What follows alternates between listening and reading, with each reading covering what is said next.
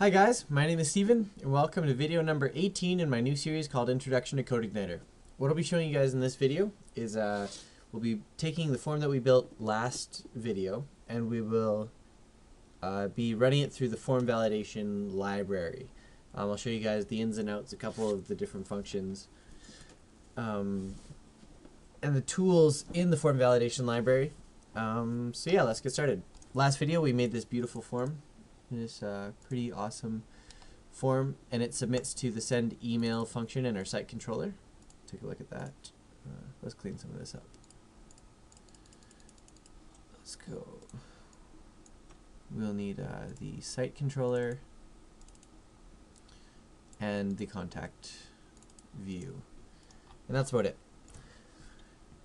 Yes. Okay. So first thing we want to do is we actually want to load the form validation library. So what we'll do is in the contact controller, we will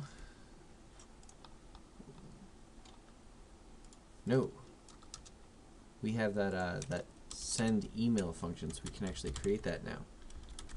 Function send underscore email,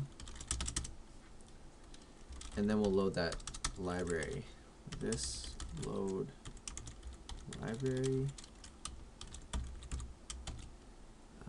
form validation, form underscore validation. Okay, the next thing we want to do is we actually want to take a look at some of these values so we can start validating them. So the name and ID of the full name text field in our contact page right here is full name. So I'm just going to copy that.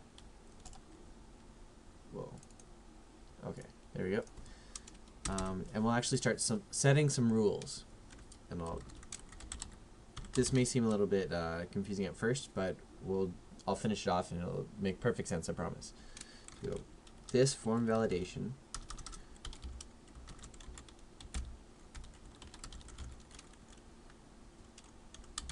set underscore rules is one of the functions of this library. Now this receives three parameters. The first is the actual name or ID that's submitted of the text field. The second is the user readable value, so full name. So when we look ahead, this will be what's actually outputting when it does when you have an error. For example, let's say the full name field is empty. It'll say the full name field must not be empty, or something like that. And then the third parameter is there are all the conditions that need to be met. So in this case, we're just going to put required in here for now, and we'll save this. And I guess now we can just copy this line twice. This one was email address, and this one was message. And of course for this we want to change to email address.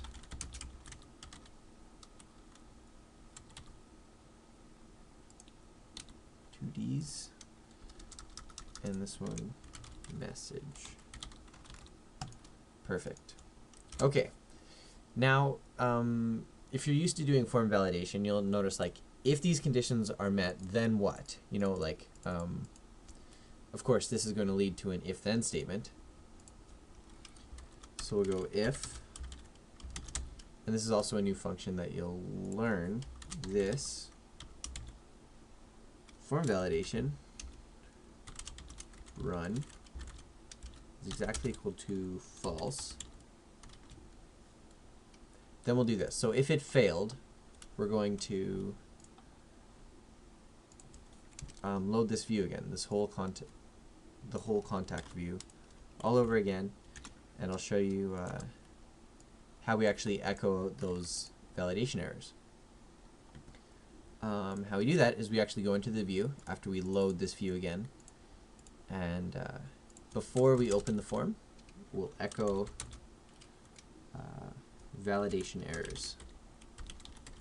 Is another function of the form validation library.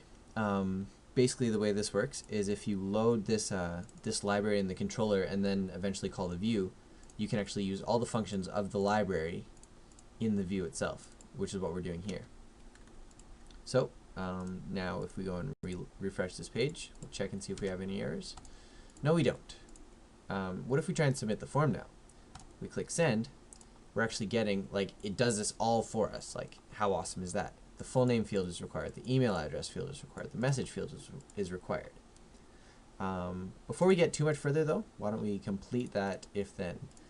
Because now we're going to have an else statement saying, so if it's false, then it'll run, then it'll do this, and it'll echo out all the errors so that the user can then compensate for that. But if it's successful, then I'm actually going to do another trick. Instead of calling another view, we're just going to pass in a value to that view called like message. And it'll be the email has successfully been sent. And then we'll load this view again and pass that variable, the array into it.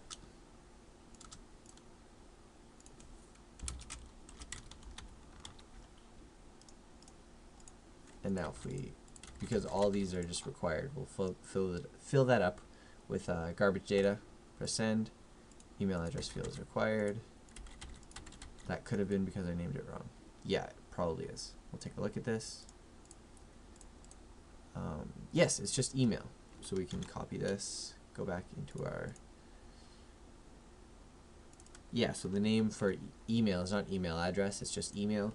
We'll paste that in there, save it, and then fill with garbage data again. And look at that. It actually is passing in that value, but we're not echoing it out. So it's passing in the data array. But yeah, so if we go into content contact, the view, we can actually echo this out like here. So just echo, what did I call it? Message? Yeah, message.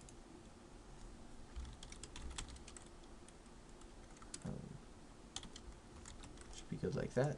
Now if we refresh this, email has successfully been sent. So that when everything is validated successfully and everything comes up positive, it's passing this message into the view.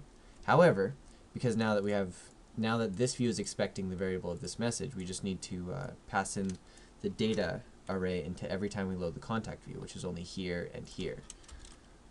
So what I'll do is basically take this whole thing and we'll just pass in, it'll just have nothing in it. So this is kind of a trick, but what it does is it prevents us from needing another page for saying that you're an entire another view that says the email has been sent or whatever. Instead, we're just passing in values. So it's a much more efficient way to do it.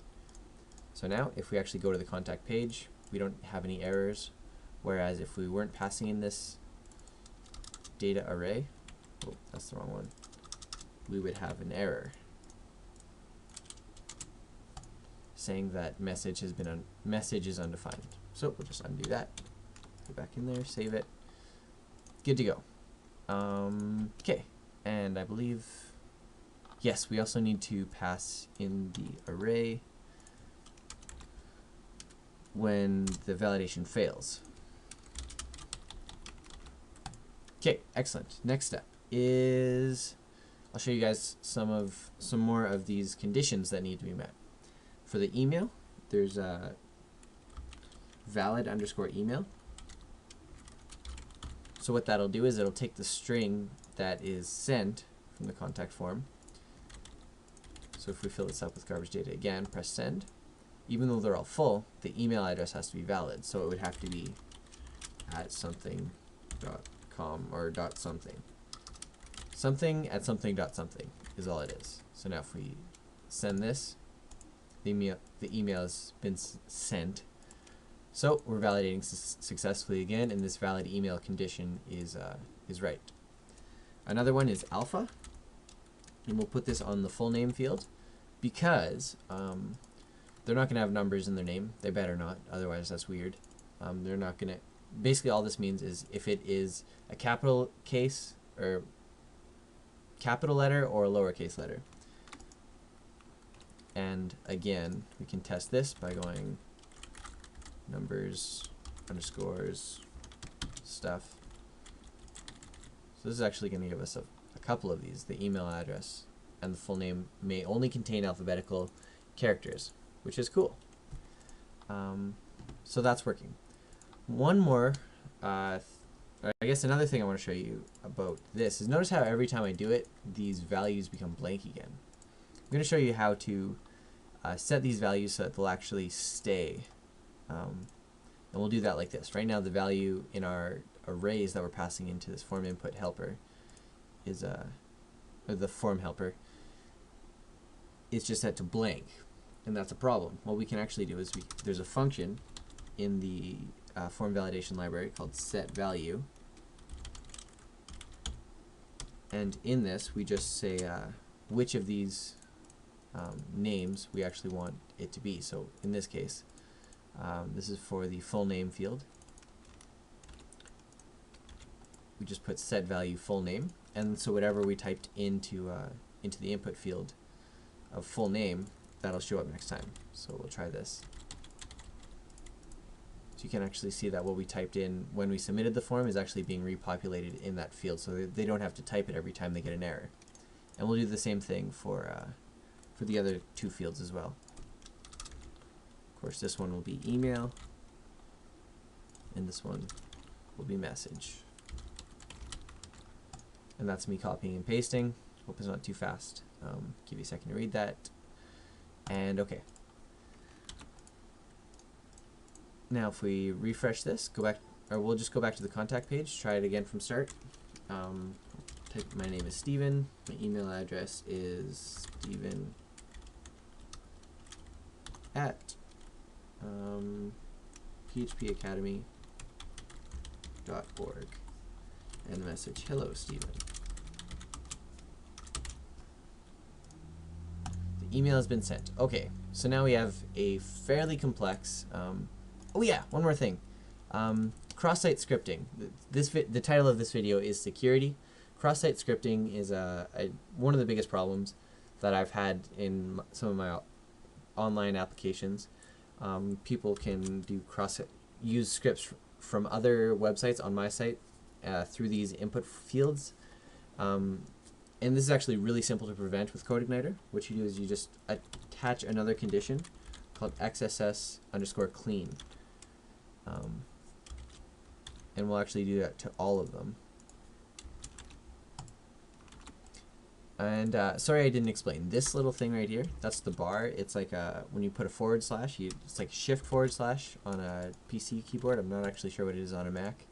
But hopefully you know, I think it's called bar is all it's called. And you just separate the conditions in this third parameter with those. Okay, and this XSS_clean condition will actually prevent anyone from doing cross-site scripting in those input fields. And it's actually just that simple. I think that's actually it for the form validation library. In the next video, you can obviously see that if the form validation runs, then it's echoing out a message of the email has been successfully sent, but we're not actually sending any emails, which is kind of funny. In the next video, I'll be showing you guys the email library, so we'll actually be working all in here. It'll be fun. So yeah, thanks for watching.